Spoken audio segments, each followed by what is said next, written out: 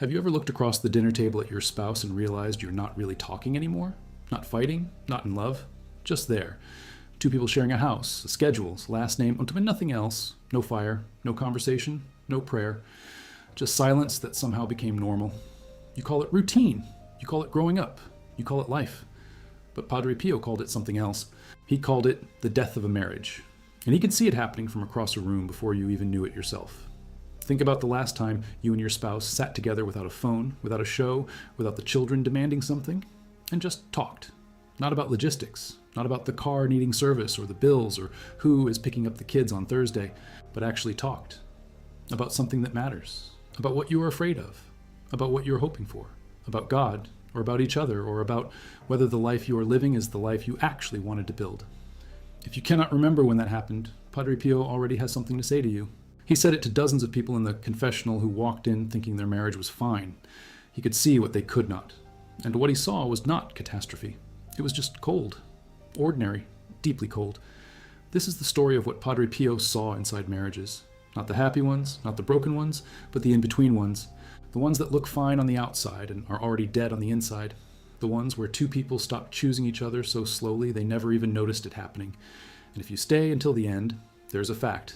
Documented, sworn to under oath in 1950, that will change the way you think about what you're building right now. If you value documented Catholic history and the stories of the saints like this one, subscribe. It is the best way to support this work. And drop a comment telling us which city you are watching from right now. We want to know where our community is. This script is sourced from two deeply researched works. The Sworn Depositions, compiled in Father Marcelino Iacenzaniro's book, The Padre. St. Pio of Pietrelcina, Testimonies, published by Edizioni Padre Pio da Pietrelcina from the Our Lady of Grace Capuchin. Friary in San Giovanni Rotondo. This is not a popular biography. This is sworn canonical testimony gathered for Padre Pio's beatification cause, and from Giovanni Siena's personal memoir Il mio amico Padre Pio, meaning my friend Padre Pio, written by a man who knew the friar personally for 40 years and recorded their conversations in real time. These are not secondhand stories, these are receipts. Now back to what Padre Pio saw. Francesco Forgione was born on May 25, 1887, in Pietrelcina, a small farming village in the province of Benevento in southern Italy. His family had almost nothing. His father, Grazio, emigrated twice to New York to work as a laborer, in 1900 and again in 1908, just to pay for his son's seminary education. Francesco became a Capuchin friar in 1903, took the name Pio, and was ordained a priest on August 10, 1910. He was 23 years old. He was sick almost constantly. Tuberculosis. Fevers that spiked so high the doctors were baffled he survived. They sent him home from the friary at Sant'Elia a Pianesi twice because his body could not handle the climate. In 1916, his superiors assigned him to the small friary of Our Lady of Grace at San Giovanni Rotondo on Mount Gargano in Puglia. Nobody thought he would last. The place was so remote it had been nicknamed the Convent of Desolation. On September 20th, 1918, a Friday, while Padre Pio was alone in the chapel after Mass, he received the stigmata, the 5 wounds of Christ, hands, feet, side, visible, bleeding, documented by doctors who could not explain them. They stayed on his body for exactly 50 years, until September 23rd, 1968, the morning he died. That is the part most people know. Here is the part they do not. From 1918 forward, Padre Pio spent between 8 and 19 hours every single day in the confessional. Not in prayer, not in mystical ecstasies. In a wooden box, separated from penitents by a metal grate, listening to human sin. Thousands upon thousands of souls came to him from every part of Italy, then from Europe, then from North and South America, then from everywhere. They traveled days to see him. Some waited 10 days just to get a numbered ticket for the confessional line. In 1962 alone, 83,000, 35 women, and 19,000, 837 men registered officially for confession with Padre Pio. That is over 103,000 people in a single year. In a village in southern Italy, at a small Capuchin friary on a mountain, he heard on average 273 confessions a day that year. And here is what made it terrifying. He could read souls, not as a metaphor, not as a pious expression. Literally, he knew what people were going to say before they said it. He named sins the penitent had forgotten or hidden or were too ashamed to speak aloud. He knew names, he knew dates. He knew what happened inside a house the night before, and the year before, and 14 years before. People tried to hide things from him. It never worked. Not once. A man named Carlo Campanini went to Padre Pio's confessional in 1950. Before Campanini could open his mouth, Padre Pio said to him, "Begin in 1936. Campanini protested that he had been to confession recently. Padre Pio repeated it. I told you to begin in 1936. Campanini later said that confession changed his life permanently. He had done something in 1936 so shameful he had never been able to say it to any priest. Padre Pio already knew. A woman named Luisa Vario knelt before him and said, I do not know what to say. And Padre Pio replied, Then I will speak. And he proceeded to tell her her entire life story. Every sin, every hidden wound, every moment she thought no one had seen. At the end he asked, Do you have something to add? She mentioned one sin he had not spoken aloud. That is the one I was waiting for, he said. This is the man who spent decades watching marriages from the inside of a confessional. And what he saw inside marriages was something specific, something precise, something that frightened him. Not because it was violent or dramatic, but because it was so quiet, cold, ordinary, nearly invisible. He called it when a marriage becomes mere coexistence. Two people who used to be one thing, becoming two separate things that happen to live in the same place. And he said this was not just a personal sadness. He said it was a spiritual catastrophe. Here is what Padre Pio understood about marriage that most people miss entirely. For him, marriage was not a romantic arrangement. It was not a legal contract. It was not a social convenience. It was a sacrament. And that word means something specific in Catholic theology. A sacrament is a physical sign through which God gives grace. Not symbolically. Actually. In the Catholic understanding, when a husband and wife love each other, serve each other, sacrifice for each other, God's grace is moving through that relationship. Their love is not just a human feeling. It is an instrument through which the divine operates in the world. The family is not just a household. It is a place where grace is generated and transmitted to children, to neighbors, to the world. This is not a poetic idea. This is a precise theological claim. Padre Pio believed it the way he believed his hands were bleeding. The marriage between a husband and wife is meant to image the love of Christ for the church. Total, self-giving, permanent, undeserved. The husband loves the wife the way Christ loves the church, even when she is faithless, even when she is cold, even when she has turned away. He keeps choosing her. The wife receives that love and returns it, and in that exchange, that daily, ordinary, imperfect exchange, something sacred is happening. God is at work in the most domestic, unremarkable moments of a shared life. The Tuesday morning argument about whose turn it is to take out the trash. The Wednesday night where one of them reaches out to touch the other person's hand in the dark. God is in all of it, or God is in none of it, and which of those two options is true depends entirely on whether the couple is deliberately bringing him in. And when that love dies, not with a divorce, not with a fight, but with a slow fade into polite indifference, the instrument breaks, the grace stops flowing, and the people living inside the silence do not realize what has been lost, because the house looks the same and the routine continues and nothing dramatic has happened. The death was invisible. This is what Padre Pio saw day after day in the confessional. Not marriages ending in fire, marriages ending in ice. To Giovanna Rizzani, a woman from Udine in northeastern Italy who became one of his first spiritual daughters, a woman Padre Pio had been spiritually connected to since the night of her birth on January 18, 1905. He described marriage with one of the most striking images he ever used. She had come to him torn between religious life and marriage, wanting to know what God wanted for her. Another priest had already told her to enter a convent. Padre Pio disagreed. He told her, My daughter, Christ does not want you on Mount Tabor, but on Calvary. Religious life is Tabor. Matrimony is Calvary. Mount Tabor is where Jesus was transfigured in light. You see God, you find peace, you rest in contemplation. Calvary is where Jesus was nailed to a cross. On Tabor, Padre Pio explained, one seeks, one finds, and one lives united with God in prayer and in contemplation. On Calvary, one finds suffering, crucifixion with Jesus. And Giovanna, when she heard this, was filled with joy, because Padre Pio was not saying marriage is miserable. He was saying marriage is the place where a soul is purified by loving someone else more than yourself, every day, for the rest of your life. That is not punishment, that is transformation. But it only happens if both people stay on Calvary together.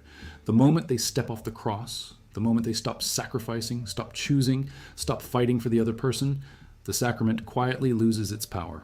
A young woman once finished her confession with Padre Pio and received her penance.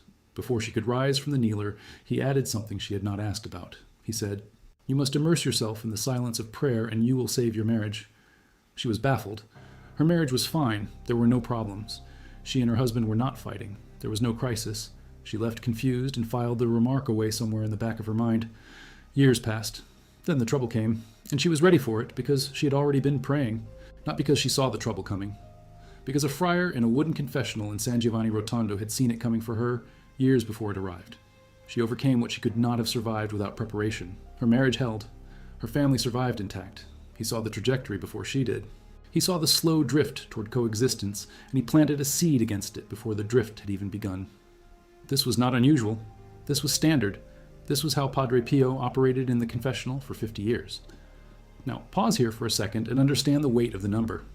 Padre Pio spent approximately 50 years hearing confessions, 8 to 19 hours a day in the early years, 8 hours a day in the 1940s and 1950s, slowing to about 5 hours daily as his health deteriorated near the end. Over 50 years, historians estimate he heard confessions for well over 100,000 hours total. He heard, at conservative estimates, hundreds of thousands of individual souls. He counseled marriages in crisis, marriages that were drifting, marriages that seemed perfectly fine and were rotting from the inside. He saw the pattern repeat in different faces, different languages, different generations. The same fundamental movement, from love to habit, from habit to silence, from silence to two strangers sharing a roof. And the thing he said over and over again, the thing that appears across dozens of documented testimonies, was this: a marriage dies not when the fighting starts, but when the praying stops. If you value content like this, deeply sourced, documented Catholic history, subscribe right now, leave a comment, and tell us your city. We have people watching from 6 continents, and we want to know where you are. Consider the case documented in the sworn canonical testimony compiled by Father Marcelino Yacenzanero. A man arrived at San Giovanni Rotondo with a companion named Alberto. The man, identified in the records only as Mr. O.N., was a wealthy individual who had poured money into Franciscan projects both in Pietrelcina and in San Giovanni Rotondo. He had significant influence. He pressed Alberto to take him to Padre Pio for a blessing. Alberto warned him, "You will see. When he meets us, he will throw us both out." Alberto knew what Padre Pio could see. When Padre Pio laid eyes on Mr. O.N., he shouted, "Go away, I do not know you." Then he turned to everyone present and exposed what he saw. "You sent for the lawyer. You sent for the lawyer. Go away, both of you." Mr. O.N. ran outside weeping. He had, in fact, already contacted a divorce lawyer. He had told no one. The paperwork had been in process for days, and Padre Pio knew it the moment the man walked through the door. This is the thing that separates what Padre Pio saw from what an ordinary marriage counselor sees. He did not see the legal filing. He did not see the argument that preceded it, or the coldness that preceded the argument, or the slow accumulation of small neglects that became the coldness. He saw something deeper. He saw what was happening to the souls involved, and what he saw horrified him. He once said, "Divorce is the passport to hell," not in the sense of a man who hates women or who wants women trapped in suffering. He had deep compassion for women in impossible situations, and the testimonies show him treating women in genuinely broken circumstances with extraordinary tenderness. He said it in the sense of a man who could see what was happening spiritually when a sacramental bond was severed. He could see the wound it left in the soul. He could see the damage radiating outward to the children. He could see the chain of consequences. But here's what most people miss about how Padre Pio handled marriage. He was not primarily focused on preventing divorce. He was focused on preventing the condition that led to divorce. And that condition was coexistence, polite, peaceful, socially acceptable, spiritually devastating coexistence. The road to divorce almost never begins with a dramatic event. It begins with a Tuesday where both people are tired and nobody asks about the other person's day, then a Wednesday the same way, then a month of Tuesdays and Wednesdays, then a year. Then the conversation becomes scheduling and money and children and logistics. Then the prayer disappears. Then the shared silence stops being comfortable and starts being empty. Then both people stop being a couple and start being co-administrators of a household. And the house looks fine. The children look fine. Nobody's screaming. Nobody's hitting. From the outside, everything appears to function. From the inside, both people are lonely. Not the loneliness of being alone, the much worse loneliness of being unseen by the one person who is supposed to see you. The loneliness of sharing a bed with a stranger. The loneliness of having 100 conversations every week about practical things and 0 conversations about anything real. You know how many times the trash needs to go out. You do not know what your spouse is afraid of right now. You do not know what they are praying for, or if they are praying at all. You do not know what they think about at 3 a.m. when they cannot sleep. And they do not know these things about you, and neither of you has noticed that this is a problem, because the house is running smoothly and the children are fed, and from the outside it all looks like a functioning marriage. Padre Pio called this a spiritual emergency, and nobody around him had even noticed it yet. Look at what happened with Paula and Giovanni Siena, a case documented in Giovanni's own memoir, Il mio amico Padre Pio. Giovanni first met Padre Pio in 1928, when he was 8 years old, at his first Holy Communion in San Giovanni Rotondo. He grew up, worked in mines, became a teacher, became a journalist, and eventually joined the staff of the Casa Sollievo della Sofferenza, the hospital Padre Pio had founded on the mountain in 1956. The Casa was one of the most advanced medical facilities in southern Italy at the time of its opening. Built with private donations, Padre Pio had gathered from pilgrims over decades. Paola was 21 years old when she began coming regularly to Padre Pio. She had been healed of depression and severe lung problems through his intercession. Her own testimony, sworn before the Beatification Commission. She knew she was called to marriage and motherhood. She went to Padre Pio for guidance. He asked her, "What is your deepest desire?" She told him she wanted a family, that she loved children and dreamed of having them. He said, "So let us pray that the good God will allow you to meet a good young man." His specific instruction to her, go to confession regularly and receive communion every day. Not find a man with good income. Not marry someone compatible with your personality. Not work on communication, confession, and communion. Because he understood that what sustains a marriage over decades is not compatibility or chemistry or even love in the ordinary sense. It is the continuous movement toward grace. Two people who are individually growing closer to God are automatically growing closer to each other, because God is what they are both moving toward. Two people who stop praying are not in a static state. They are in a slow drift, and the drift is always apart, never together. Paola and Giovanni crossed paths in Padre Pio's circle. They prayed together every day while engaged. On August 27, 1950, at a Mass celebrated at 5 in the morning, Padre Pio blessed their marriage. He was moved to such visible emotion that he repeated the same 3 words 3 times at the end. Be happy, be happy, be happy. Months into the marriage, they discovered Paola could not have children. Infertility, the doctors were certain.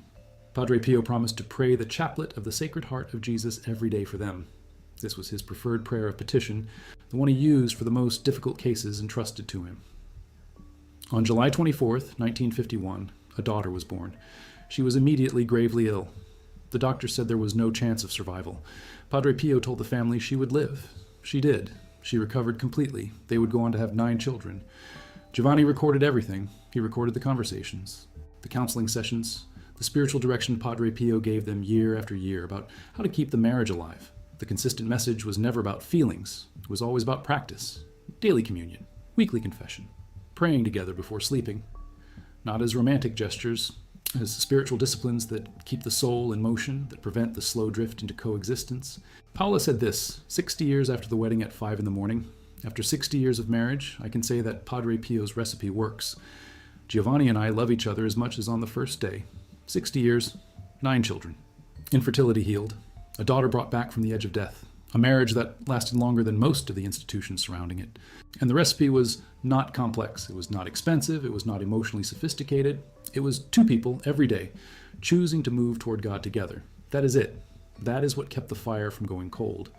Now understand what Padre Pio was watching from the other side of that equation. For every Giovanni and Paola who followed the instruction and built something that lasted, he was watching dozens of couples who did not, who started with the same love and the same intention and gradually let the practice slip. First, they stopped going to confession every week. Then they stopped praying together at night because one of them was tired. Then Sunday Mass became occasional. Then it became rare. Then the conversations became purely logistical. Then they stopped touching each other with tenderness. Then they stopped looking at each other with recognition, the look that says, I see you, you're still the person I chose. Then they became 2 people in a house. And here's the theological point Padre Pio made again and again in different ways to different people. A sacrament is not a transaction that happened once on a wedding day and then remains permanently active regardless of what you do afterward. Marriage is not just a legal status. It is a living reality that must be fed or it dies. The love between a husband and wife is meant to be a sign to the world of how Christ loves the church. Total, self-giving, faithful, unceasing. When that love stops being active and becomes merely habitual, the sign disappears. The world loses one more witness. The couple loses the primary instrument through which God was working in their lives. And the children growing up in that house absorb the absence without ever being able to name what they feel is missing. Dead, quiet, perfectly organized.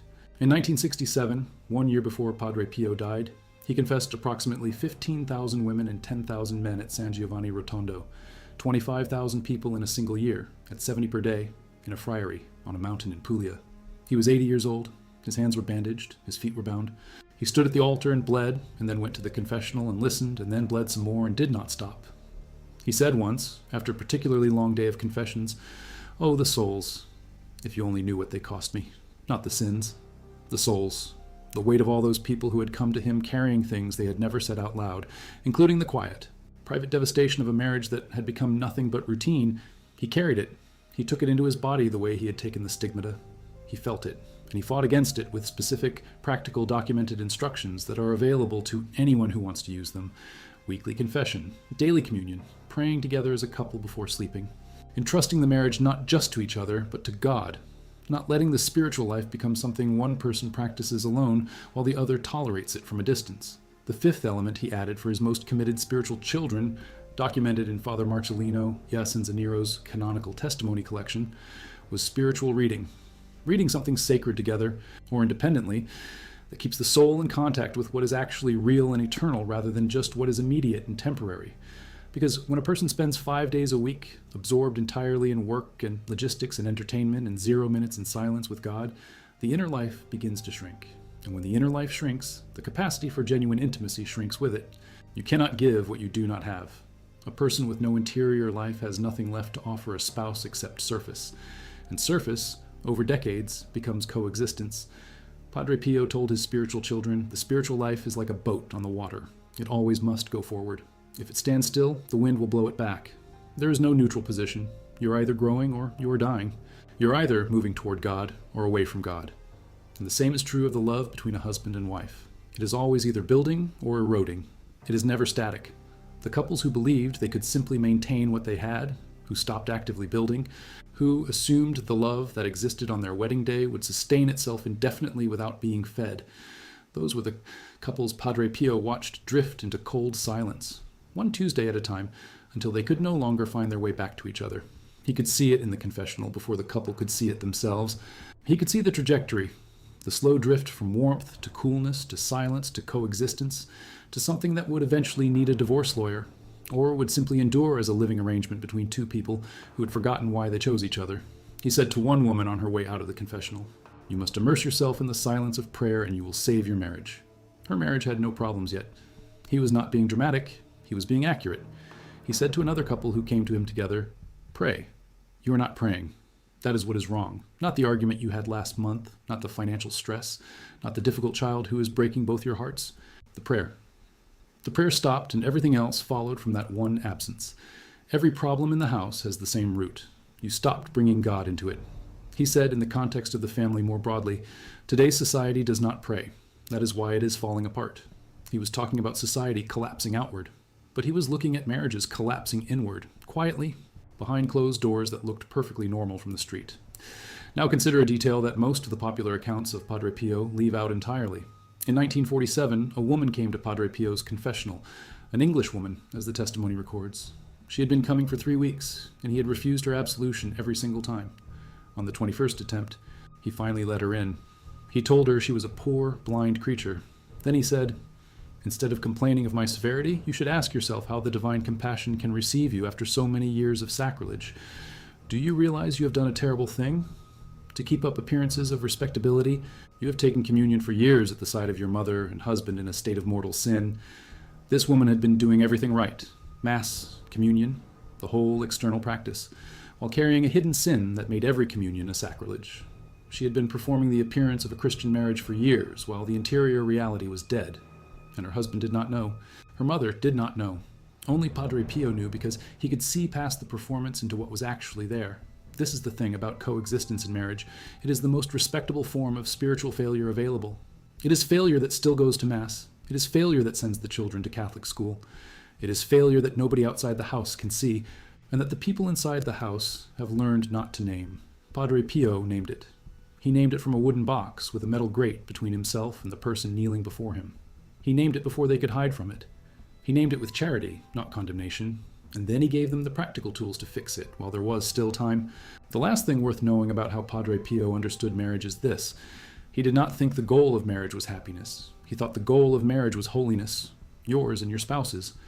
That the suffering of loving someone imperfectly, day after day, for decades, the Calvary he described to Giovanna Rizzani in 1905. The year of her birth, it was not a defect in the design. It was the point. The friction of two people choosing each other in difficulty is what polishes the soul, what purifies the heart, what makes a person capable of love that is real rather than merely comfortable. But that requires staying on Calvary. And most people, Padre Pio observed with 50 years of evidence, step off the cross the moment it gets too heavy. Not in a dramatic gesture, quietly, one Tuesday at a time. until the marriage has become coexistence and both people have grown too accustomed to the silence to remember what used to fill it. He died on September 23rd, 1968, in San Giovanni Rotondo, 81 years old, rosary in his hands. The bleeding stopped the moment he died. The stigmata, which had been visible and bleeding for 50 years, disappeared from his body entirely within hours of his death, leaving skin that doctors examining the body reported appeared completely smooth and unmarked, as if the wounds had never been there. The physicians who examined him had no explanation. Padre Pio was beatified by Pope John Paul II on May 2nd, 1999, before a crowd of 200,000 people in St. Peter's Square in Rome. He was canonized on June 16th, 2002. The wooden confessional where he heard the confessions of over 100,000 people across 50 years still exists in the old church of Our Lady of Grace in San Giovanni Rotondo. It has been preserved exactly as it was. Pilgrims still kneel beside it. And the sworn depositions gathered for his beatification cause, the canonical testimony of Father Marcelino Iacenzaniro's collection, include this detail recorded in the testimony of a woman who asked not to be identified. She came to Padre Pio to confess infidelity. She had been in a relationship outside her marriage for 2 years. Her husband had no idea. She had never told anyone. When she entered the confessional and began to speak, Padre Pio stopped her. He already knew. He described the relationship to her with specific details she had told no one. He did not throw her out. He did not shout. He said to her quietly, "Your husband is still choosing you. Every day, he is still choosing you. Do you know what that costs him?" She did not. He told her, "Go home and find out." She did. Her husband, when she finally told him the truth, said he had known for months and had been praying every morning that she would come back to him before it was too late. He had not confronted her. He had not hired a lawyer. He had knelt beside their bed every morning and prayed for the woman who was slowly leaving him, because he believed the marriage was worth more than his pride and more than his pain. He had chosen her every morning when she was not choosing him. That is Calvary. That is what Padre Pio was pointing to. Two people staying on the cross together, and when one slips off, the other one staying on anyway, choosing the marriage even when the marriage does not yet choose back, until something shifts and grace moves and the drift reverses and the silence breaks and two strangers in a house remember with sudden and disorienting clarity that they were not always strangers. The woman's signed testimony, dated 1950, sits in the canonical archives of the cause for beatification of Padre Pio of Pietrelcina. Her husband had already forgiven her before she asked.